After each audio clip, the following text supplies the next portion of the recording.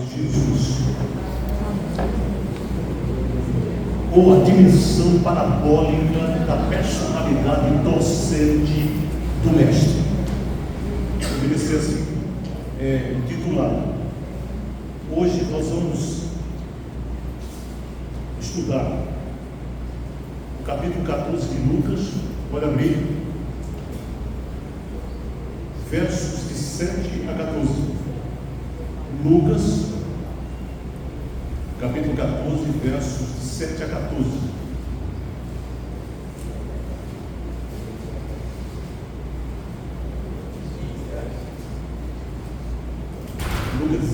Lucas 14, versículos 7 a 14.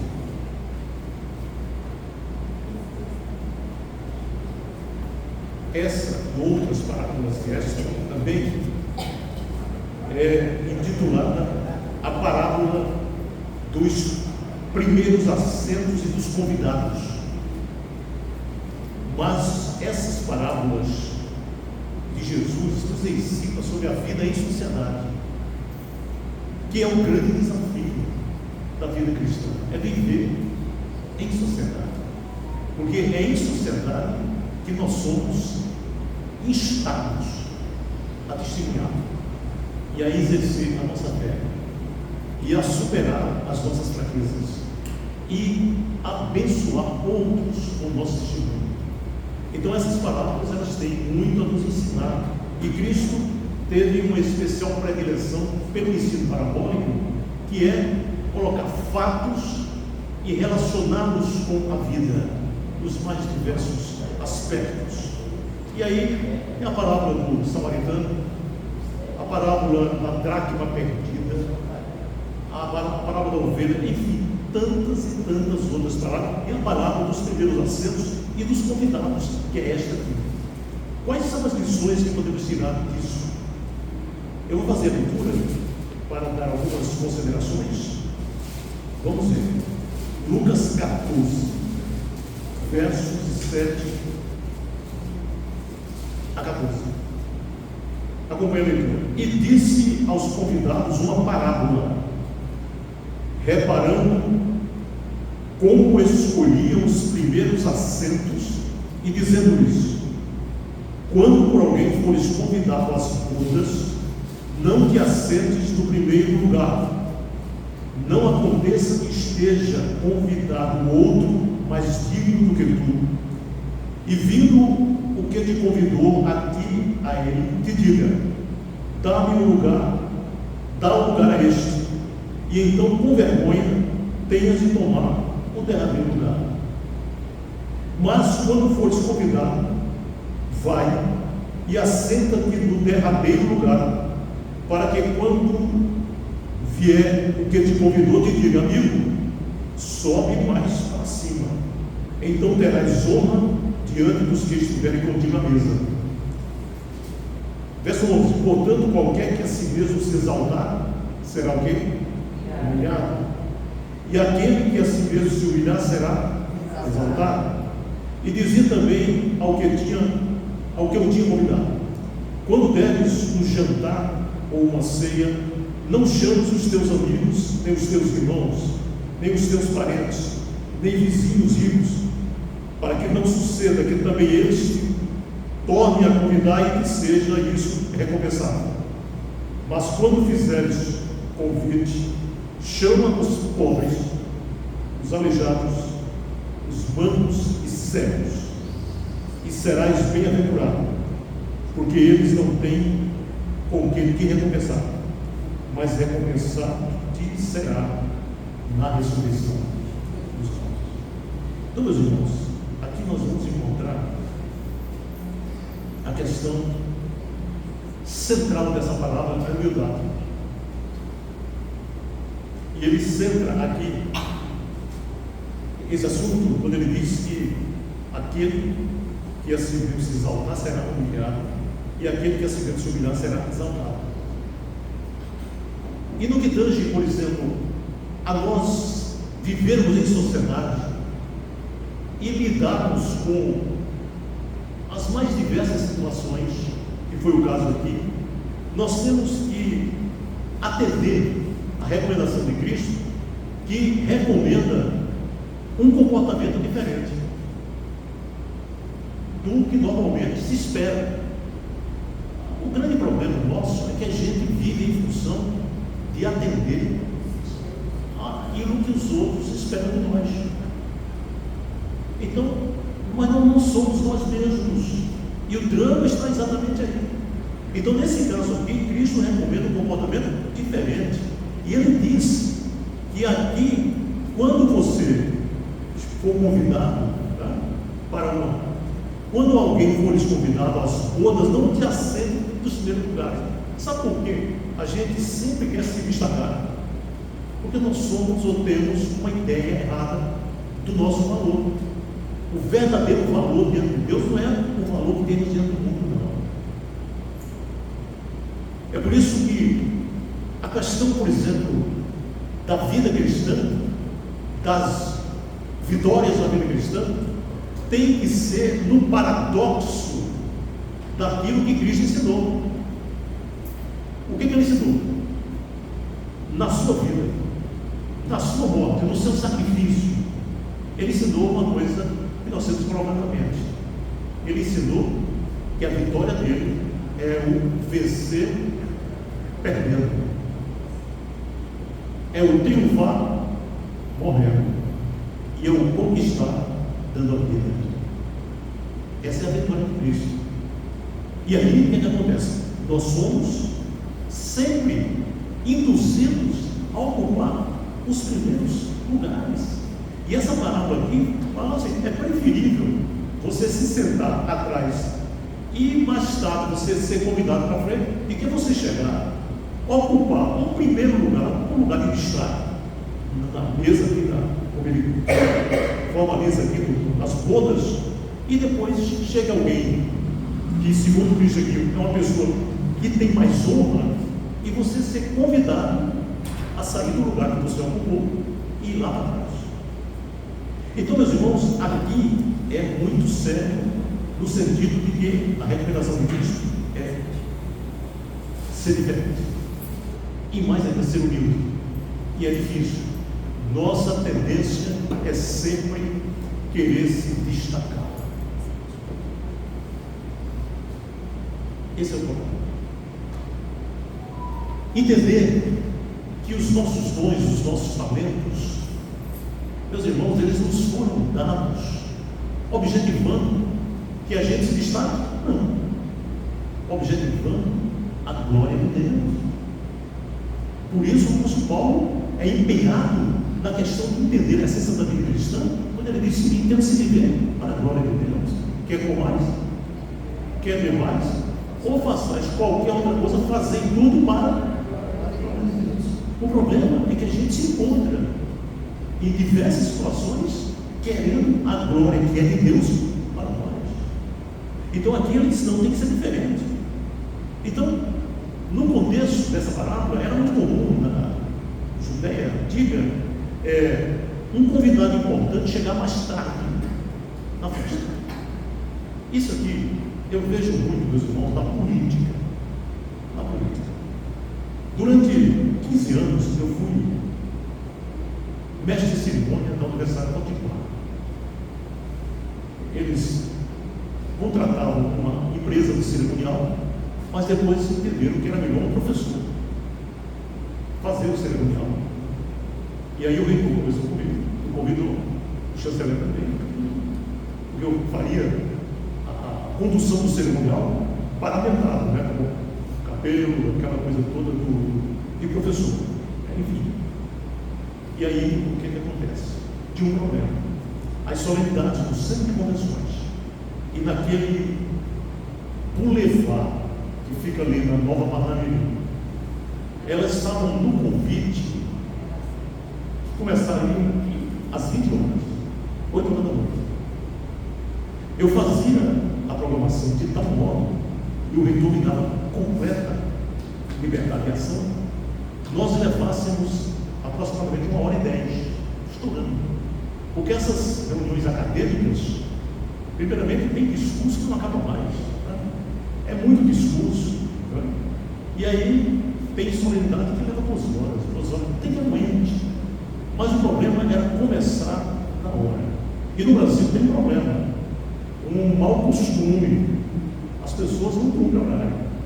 Se está marcado para 8 horas, as pessoas já vão dizer, não vai começar às 8 horas não, vai para 8h30. Viu isso? Pois bem, aí o que acontece? Eu chamava os diretores de cursos o seguinte: preparem os alunos formandos, porque às 8 horas tem outro. Eu dou início. Eu dou início às 8 horas. Não. Se não chegou o aluno, ele vai entrar depois. E aí, meus irmãos, o problema, as autoridades chamadas constituídas. A governadora na época, minha amiga, eu fui auxiliar dela, mas ela não chegava na hora. E aí, vai esperar pelo governador? Negativo, vou começar agora.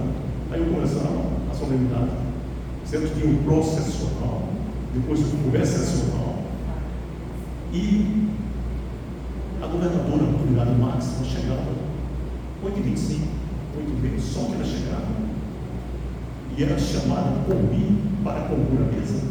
A solenidade já estava pelo menos na metade.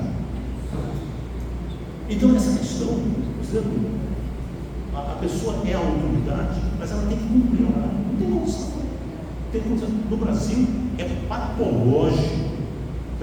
Lá em Fortaleza, presentes deputados, ministros, a solenidade de instalação da 26ª Conferência Nacional da UNALE, União Nacional dos Legislativos e Legisladores Estaduais, meus irmãos, começou com 50 minutos de atraso.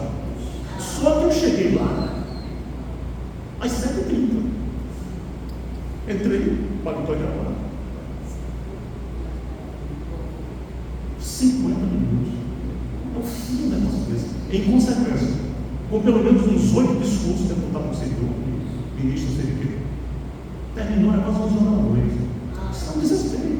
É um desespero.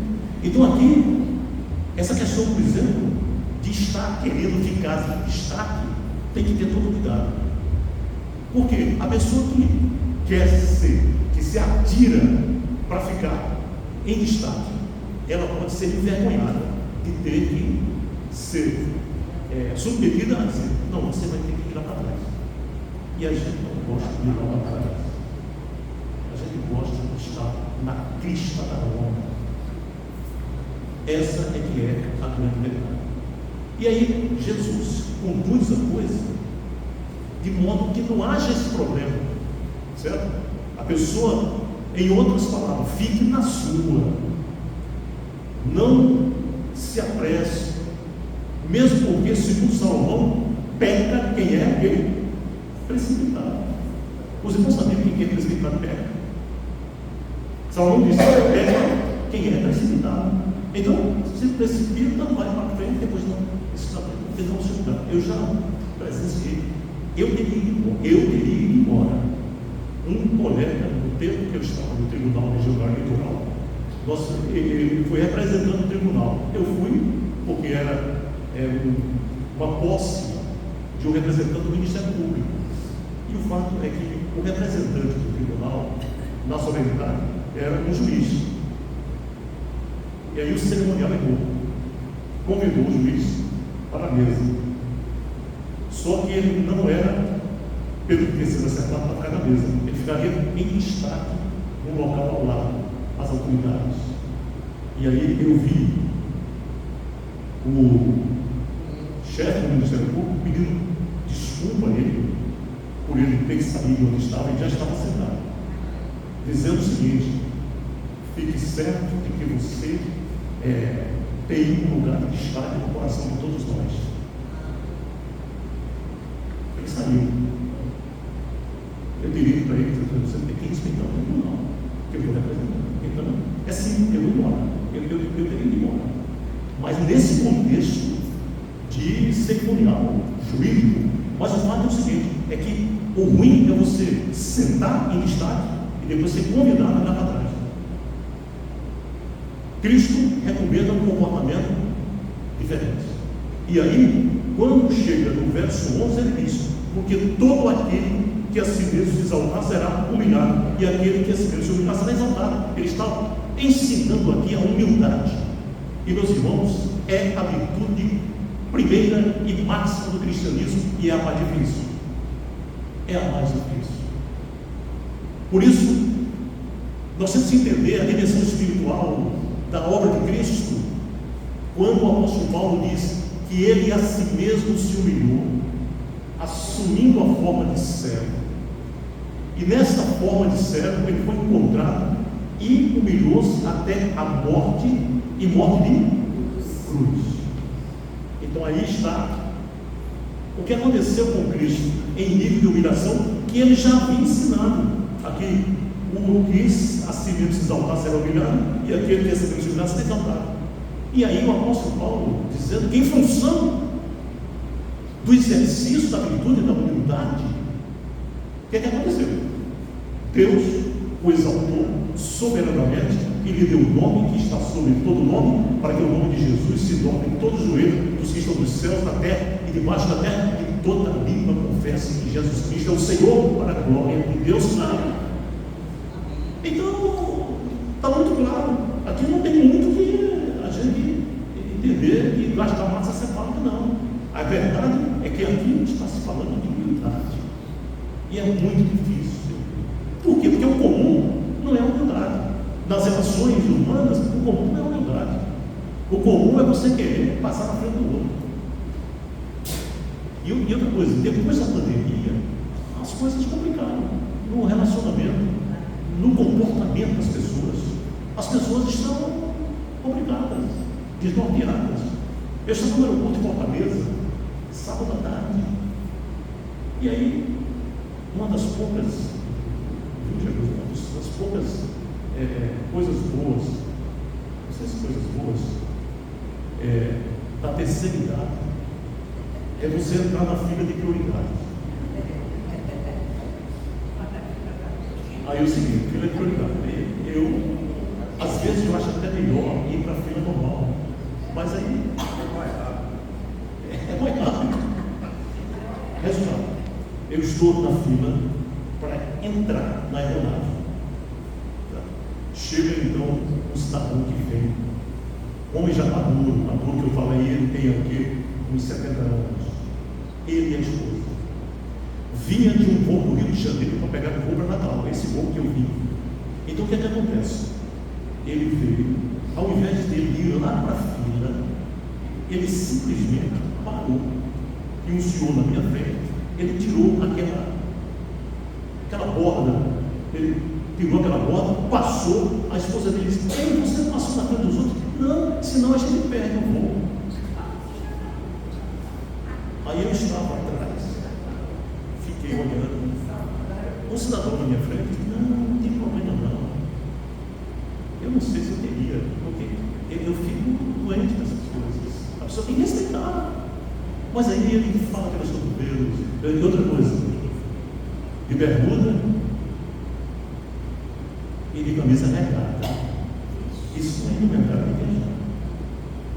Meus irmãos, eu estou com a ligeira de pensando que estou ficando velho. Essa é a impressão.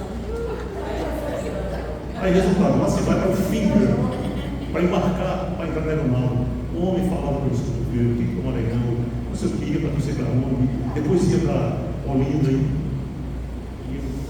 Porque eu sou muito circunspecto, eu não gosto de conversar muito não, sabe? Só necessário. Mesmo porque a Bíblia recomenda: todo mundo seja pronto para ouvir, tardio para falar e tardio para se mirar. Então eu sou muito tardio para mirar. Quando eu vejo certas situações, eu fico olhando assim, não dá para entender, porque eu jamais faço aquela coisa. O fato, meus irmãos, é que essa ideia de humildade nos desafia. Cristo diz que tem que ser diferente. Você tem que ser equilibrado, porque quem se assim mesmo se exaltar será humilhado, e quem se humilhar será exaltado. E aí a gente tem o exemplo que a ideia da humildade e da humilhação não entrava na cabeça do apóstolo Pedro. O apóstolo Pedro não aceitava que Cristo teria que ser entregue nas mãos dos homens. que Cristo teria que morrer, que Cristo teria que padecer. Apóstolo Pedro não teve jeito. E era um homem de uma situação espiritual controvertidíssima. Eu me lembro que quando eles estavam pescando, não tinham pescado nada durante a noite, nada. Aí Cristo falando, depois de ter ensinado a multidão, diz: lançai as redes. Ele disse: Senhor, passamos a noite toda e ninguém pescou nada, mas sob a tua palavra eu lançarei as redes. Lançou as redes, e aí foi peixe para tudo que é lugar. Quase os barcos foram a pique de tanto peixe. O que é que Pedro fez? Chegou diante de Cristo e disse: Senhor, afasta-te de mim, que eu sou pecador. É um homem sincero, né? Mas é um homem precipitado. Quando Cristo falava da necessidade de humilhação, eu vou ser entregue nas mãos dos homens, eu serei crucificado, morto, no terceiro dia ressuscitarei. Pedro disse: o quê? De maneira nenhuma que aconteça isso. Imagina. Pedro quis desviar Cristo da cruz. E essa questão de desviar Cristo da cruz é plano de Satanás. Por isso, quando Cristo estava crucificado, os irmãos podem lembrar da leitura dos evangelhos, todos eles, quando Cristo estava crucificado. Há uma sugestão a Cristo, dos que estavam ali circunstando: a si mesmo não se salvou, desça da cruz, para que a gente creia. A ideia é que Cristo descesse da cruz, porque se ele descesse da cruz, ele não cumpriria a sua missão. Então, não dá para entender. De modo seguinte, que a ideia de humilhação não entrava na cabeça do apóstolo Pedro. E aí, meus irmãos, a gente faz um alto conceito de si. Por quê? Porque nós somos orgulhosos. Nós somos orgulhosos. A nossa essência é orgulho. A verdade é que nós temos a centelha adâmica de Adão dentro de nós. É por isso que o salmista diz: o Senhor conhece a nossa estrutura e lembra-se de que nós somos de pó. Por isso, então, essa ideia de humilhação aqui vem muito a tempo, de que nós precisamos se humilhar para poder haver exaltação.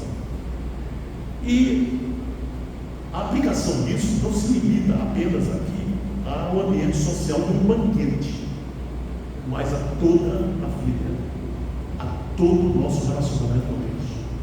O problema é relacionamento com Deus, porque quantas e quantas vezes a gente enfrenta um problema, leva um problema para Deus, pedindo que Ele oriente, pedindo que Ele ilumine, pedindo que Ele dê sabedoria para nós fazermos a nossa parte, e aí vamos encontrar logo depois querendo resolver tudo e deixando Deus de lado. Por quê? A gente pensa que é um bom. O problema da humildade tem a ver com o relacionamento com Deus, se refere a todo o relacionamento com Deus. Aqui nessa palavra não é somente a questão do primeiro lugar nesse banquete, aqui se refere a todo o nosso relacionamento com Deus. Por isso o apóstolo Pedro diz: humilhai-vos perante a potente mão de Deus, para que Ele, Deus, a seu tempo vos... Olha que coisa linda. Ou seja, temos que nos humilhar perante a mão poderosa de Deus, para que Deus, no tempo dele, porque existe o tempo dele, e o tempo dele não é o nosso tempo. O tempo de Deus, meus irmãos, não é o Cronos, é o Kairos. O Cronos é anos, meses, dias, para que Deus a seu tempo nos exalte. Então a questão da humildade é o que nos ensina essa parábola.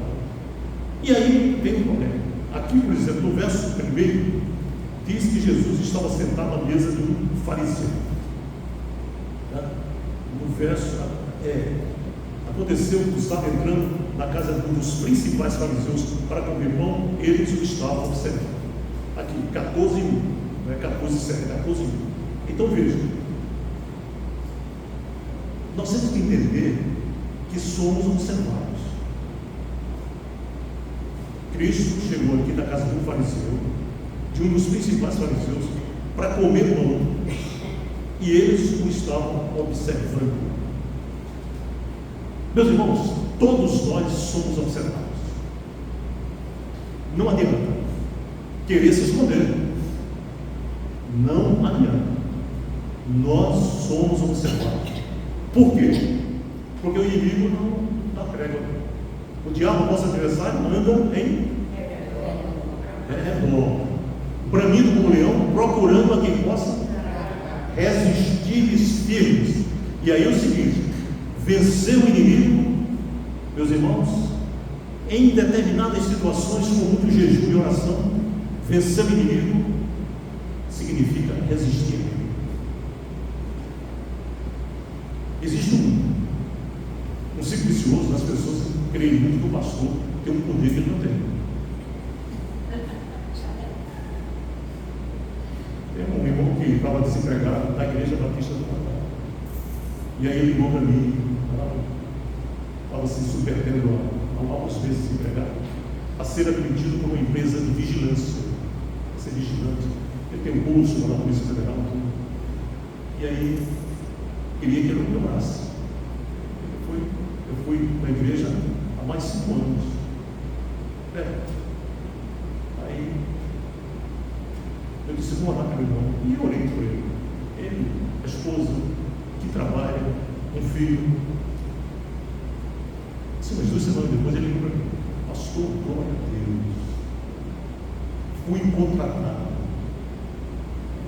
Eu quero dizer ao senhor que eu creio no poder da oração que o senhor fez. Aí eu disse: misericórdia, ai de mim que vou perecendo, sou um homem de lábios impuros, habito no meio do mundo dos lábios, os meus olhos viram o perigo. Meus irmãos, a coisa é muito mais séria que a gente pensa. Sabe que ver, por exemplo, um problema sério na vida, na nossa vida cristã, mas os pastores especialmente, a questão, por exemplo, do elogio.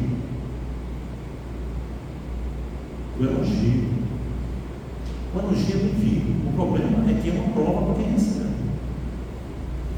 Porque Salomão disse: como o crisol prova a prata e o forno prova o ouro, assim o homem é provado pelos louvores e elogios que ele recebe. Então, na hora que chega para mim, fala: pastor, que bênção. Aí eu, só misericórdia de Deus. Eu fico dizendo: sua graça 5, 6, 7, 8, 10 vezes duplicada. Porque tem que ser. Porque senão eu sou induzido a dizer que eu tenho poder. Pastor, a sua oração é como se eu fosse um super-homem. Eu sou um homem. É como disse a narrativa de 1 Reis: Elias era um homem como nós outros, mas ele orou para que não chovesse e não choveu. Ele orou para que chovesse e choveu, porque Deus honra. Deus nos honra no nosso testemunho e na nossa fé, e Ele nos prova.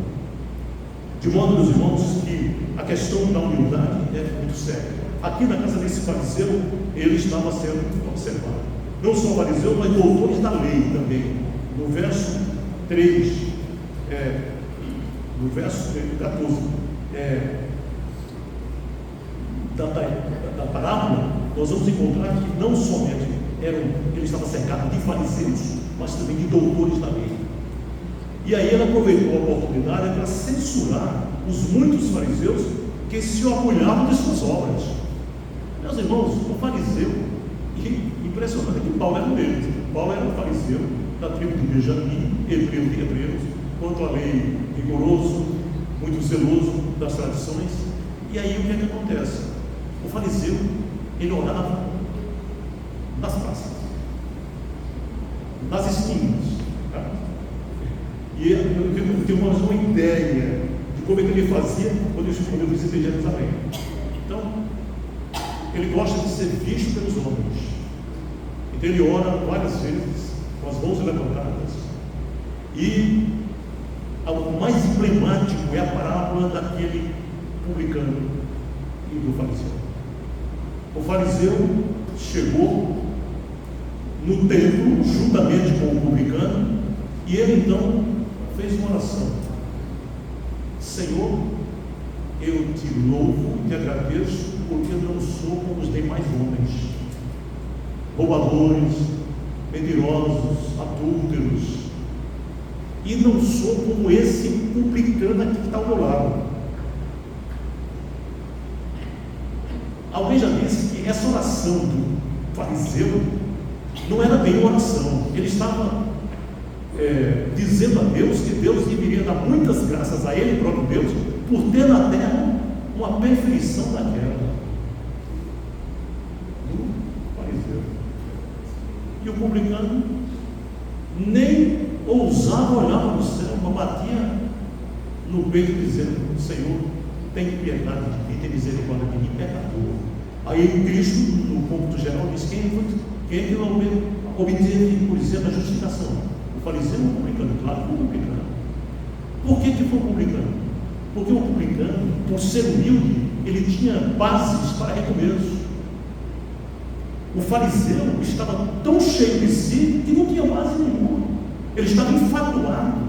Por isso a gente não pode ser tão cheio de nós mesmos.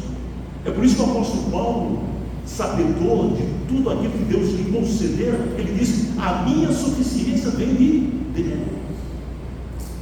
É essa a nossa atitude. A nossa suficiência vem de Deus. Então essa questão aqui de humilhação tem que ser uma coisa admitida por nós e exteriorizada, concretizada na prática. Os fariseus se jactanciavam porque eles faziam grandes obras, ou faziam boas obras, davam esmolas, mas aquilo que atendeu não tinha valor nenhum. Como, por exemplo, o caso da viúva pobre, que Cristo, olhando todo mundo no gasofilaço, dando somas e dinheiro, e a viúva deu 2 moedas, mas era tudo que ela tinha. Aí Cristo disse: essa aqui está certo, não aqueles que deram daquele que sobrava. Meus irmãos, isso é muito sério. E aí nós temos que entender uma coisa: a humildade é a principal virtude do cristão. Não tem outra. A principal virtude do cristão. Meus irmãos, eu li uma coisa que eu fiquei impressionado. Um teólogo que fez. A pessoa humilde tem que chegar a um nível que ela não se irrita. A pessoa humilde não chega ao ponto de se irritar. E aí? Como é que fica pra gente? Qualquer coisa que você. Nas igrejas via de regra, os irmãos vivem tudo em guarda. Seu filho que é faixa preta, terceiro dan de arte marcial, todo mundo em guarda. Perguntaram a Agostinho, o bispo de Hipona, quais eram as 3 virtudes do cristão principais. Ele disse: a primeira, humildade; a segunda, humildade; a terceira, humildade. São as virtudes do cristão. Por isso, então, Cristo foi muito direto com relação a essa parábola aqui dos primeiros lugares, os primeiros assentos. O que nós temos que entender é que não é o ideal que nós nos assentemos. A expressão correta em termos de gramática é assentar, não é se sentar. Nós nos assentemos nos primeiros lugares. É que nós estejamos, seja qual for a situação, no lugar do centro da vontade de Deus. É isso que é esperado de nós. Por isso Cristo disse que não tem jeito: aquele que se humilhar será exaltado, aquele que se exaltar será humilhado. E isso aconteceu na vida dele, no sofrimento dele na cruz do Calvário. E Cristo condenou a atitude interesseira do homem que só convidou os amigos. Convidou um determinado número de pessoas. Então isso ele depois estendeu para os grupos desprivilegiados da sociedade. Os coxos, os cegos, os mudos, os aleijados, esses terão lugar na ceia. Por isso, meus irmãos, nós temos que entender que a principal virtude que se nos é requerida na nossa vida, e a nossa vida vai melhorar muito se isso acontecer, é viver humildemente com Deus. O profeta Miqueias, com isso a gente encerra, diz uma coisa certa, capítulo 6 do profeta Miqueias. Ele diz: ele te declarou ao homem o que é bom. E o que é que o Senhor pede de ti?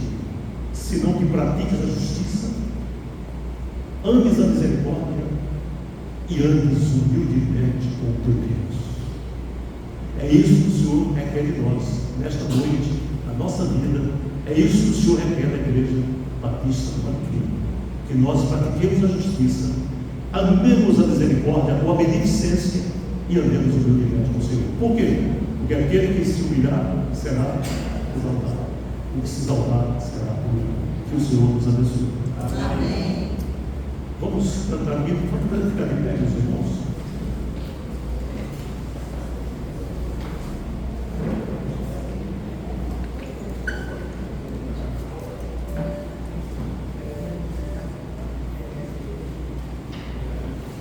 Pode ser o 35, na página 16, o 35, o nome de Jesus. O nome de Jesus faz amar.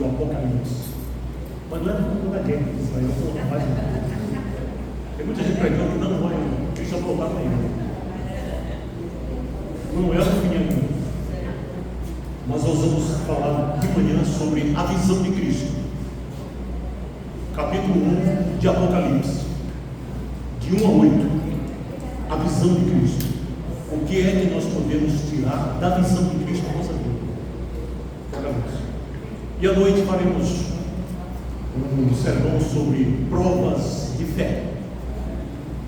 Os irmãos podem ficar certa coisa, a fé é provada. Ore pelo pastor, o pastor tem todo o selo para preparar o sermão. E não brinca, meus irmãos. Depois de tantos anos, mais de 50 anos pregando, todas as vezes que eu subo no púlpito, me dá um calafrio da espinha dorsal. Só a graça. Ele disse que não é legal, o apóstolo Paulo. A minha graça tem que basta. Meus irmãos, saímos cheios da graça para o restante de semana, cheia também da graça do Senhor. A graça do nosso Senhor e Salvador Jesus Cristo, o amor de Deus, o nosso eterno Pai, o poder, a comunhão e as doces consolações do Espírito Santo repousem sobre vós, irmãos, convosco permaneçam, desde agora para todos sempre. Amém. Deus abençoe, irmãos.